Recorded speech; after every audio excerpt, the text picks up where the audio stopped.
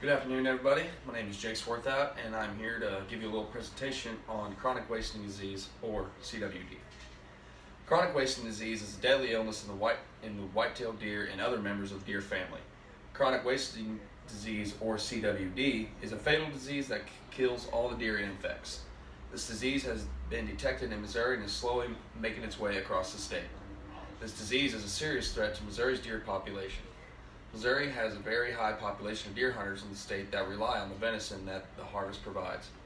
Finding ways to prevent the spreading of this disease is crucial to maintain a sustainable deer population.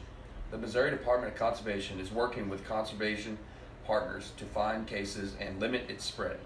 Annual sampling, feeding ban regulations, and carcass disposal are some of the many ways that the Missouri Department of Conservation are trying to reduce the number of cases of this fatal disease.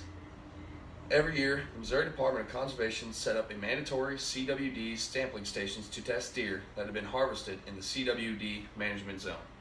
This sampling will take place on November 10th through the 11th of this year in 31 counties across the state.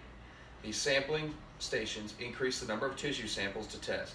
As more and more deer get tested, the MDC works to target areas where the disease is affecting the deer population. With our help, we can hopefully find a way to prevent the spread of this disease. The spread of CWD among the deer population increases when deer gather in concentrated feeding areas. Feeding deer or placing minerals for deer unnaturally concentrates the animals and can help spread this deadly disease.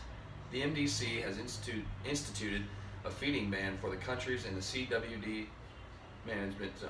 Counties, The placement of grain, salt products, minerals, and other consumable and natural manufactured products used to attract deer is prohibited year-round within the CWD management zone. This will help lower the amount of feeding transactions between infected deer. Carcasses of CWD infected deer can expose other deer to the disease.